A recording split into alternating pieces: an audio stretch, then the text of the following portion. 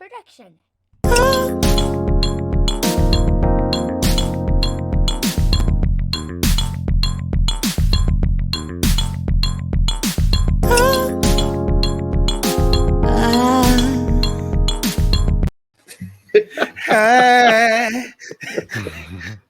Hey, everybody. We got the part 2 of the intro. Hey. We might have to have Nip recorded. Come in with that fire. But what's going on, everybody? Right back again. Another episode, Gladiator Cypher Podcast. And let's get it right into it. Gentlemen, how y'all feeling today? Man, I'm good, man. You know, Corny J in the building. Smooth as your local Mad Dog 2020. Go down hard, but don't come up easy at all. But we about to do this week, man. I'm excited about the lineup this week because I feel like we about to have a lot of arguments. I can feel it. I can feel it in my soul today. Okay. What's going on, Nip?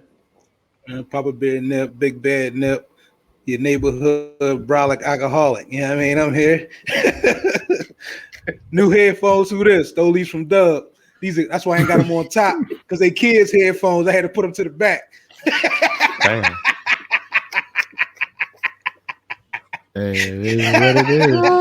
Got to get it how you live. At least you keep it in 100. I had to test them out first. I ain't buying no good headphones first. I had to see how I like the experience first. For sure. Mess around, spend all that money, leave it in the box. And don't like it. Yeah. Just niggas don't like returning stuff. I know that. $300 beats and shit. Fuck that. All right, y'all. Well, up next we have It's Remble by Remble. Now, I would have started. Because I feel like I'm probably gonna give it the most positive out of everybody. So let me just go and get the power of positivity out the way first.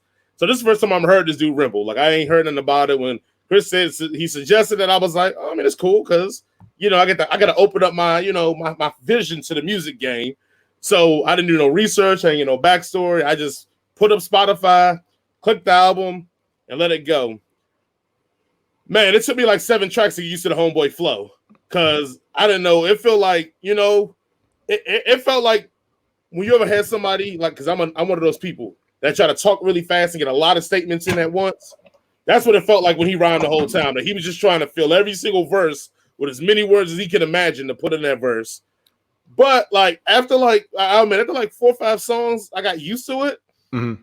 That shit was alright, like for what he was spitting and what he was saying, because it felt like because he was throwing so much shit at me, I had to listen. Like I couldn't just fall into the beat like another rapper. I had to actually be like, man, this dude getting real wordy. Let me listen to it.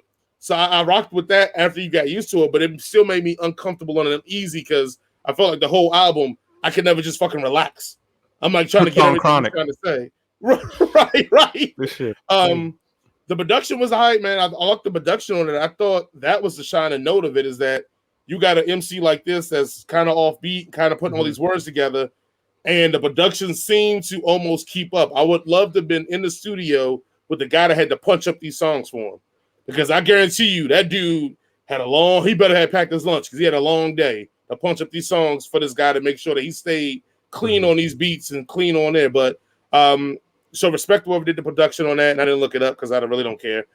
I wish we had, I don't want to call it a normal rapper, but let's call it a normal. I wish I had a normal rapper on these beats, because I feel like a normal rapper would have flambéed this album with the beat selection he had got on here. But one of my favorite songs in there is Audible. I like the back and forth that's in Audible. Mm-hmm. I thought that was pretty dope. Going to the end of it, like I said, my pros and all that is just, once you get used to his style of rhyming, it does get more enjoyable. We talked about the production. I listened to it actually in my car, and so actually the ending part, the end half of the albums actually had some good ride music in there, so I could go with that. Also, I'll give him respect too. He can write a hook. All that wordy shit actually works really well when he's on a hook, when he's putting a hook together. So sometimes I think he over repeats his hooks, but whatever. That's neither here nor there. That's his style, because I don't know anything else about him, so I got to go with what I'm getting from this album. And I feel like my cons of it is like, I feel like this artist is an artist that has a cult following, so they're probably going to clap at me for this shit. But this ain't made for like the regular dude that just want to listen to some hip hop to me. This is for somebody that's like, not saying their styles are similar. I'm saying that this is like, where I think of cult rappers, I think of people like Russ, Like only certain people gonna listen to Russ. Only certain people gonna listen to Logic. It ain't for everybody. He has that kind of style, but on the opposite end of the spectrum. I feel like how Nip feel about E40. I feel like he's in that group on the opposite end of the spectrum, and only certain people are gonna rock with this type of flow. And if you're that type of person, this is up your alley. If you're not, I think you're out. So that's my own ramble. What you got, Chris? Yeah, man, I cut this joint on in the car. I was heading down to my parents' house. So the first track, I'm like, what kind of Harry Potter reading rainbow style flow we got going on, man? It sounded like he was prim and proper talking about popping dudes. Like, I'm like, what is going on? And what kind of weirded me out even a little more, like certain songs he would emphasize it more than other ones, right? Because there's somewhere he's like really, really like Queen's English almost. And then other ones where he's a little bit more relaxed and you can pick up on it. So I was thinking he's from Detroit based on how he was rapping, like, because there's some other rappers from that area, like on his more relaxed songs, they sound a little bit similar. Even the beat selection, like I could hear T Grizzly all over the project if it was a different rapper or something like that. But like you said, after you get used to, the shock of how he's delivering the music, he has some good bars on there. Like you said, I enjoyed the song Audible. It wasn't ass, but I don't know if I would give the project a listen again. Because like I said, it's just so different from everything I'm used to hearing. It's like normally, people kind of relax or they got their own draw they got going on. It sounds like he made a deliberate attempt to remove like almost news anchor rap, Ron Burgundy bars. You know what I mean? So, I mean, I'd be interested to hear more from him on songs that work, like stuff like Audible. I could get past it on that. I like that song. But overall, I'll say I didn't hate it. It was okay. But it definitely jarred. It's definitely a jarring project. So come in with open ears and an open mind. Oh, here we go. All right. Go ahead, Dad. Oh, I'm not. Y'all thought I was about to hate? I'm not hating. I like that shit a little bit. I like it a little bit. I like all that stupid. You know what I mean? I sound like I'm a square, and I'm gonna pop your shit like Pringles. I mean, yeah. I'm cool with it. Would I go back and listen to it again? Probably not. I'm probably not gonna listen to that shit again. I'm not gonna lie to you.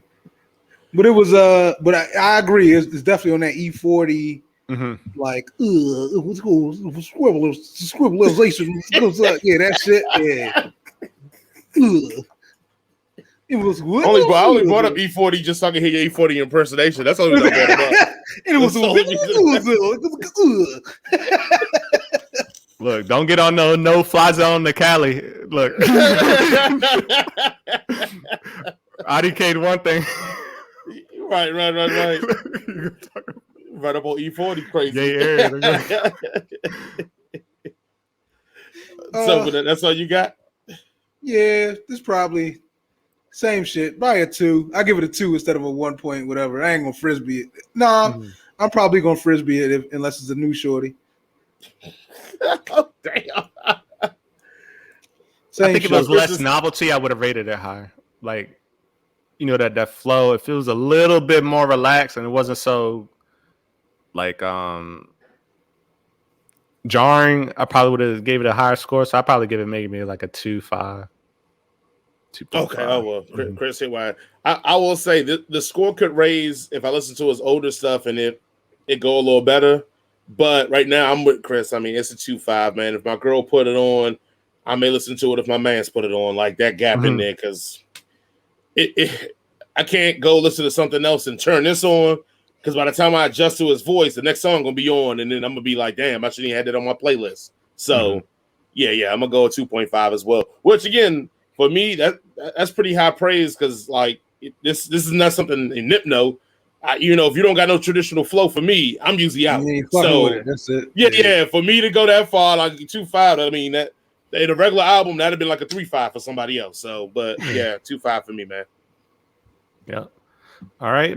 But ladies and gentlemen, that will do it here for another edition of the Gladiator Cypher podcast.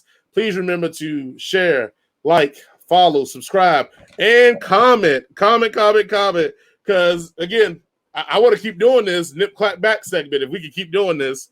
And I'm pretty sure Nip enjoys it too because he has to express himself. Also, remember to follow us also on Spotify, Apple Podcasts, Google Podcasts, everywhere there's a podcast, we are there. And again, we're on Facebook and on YouTube.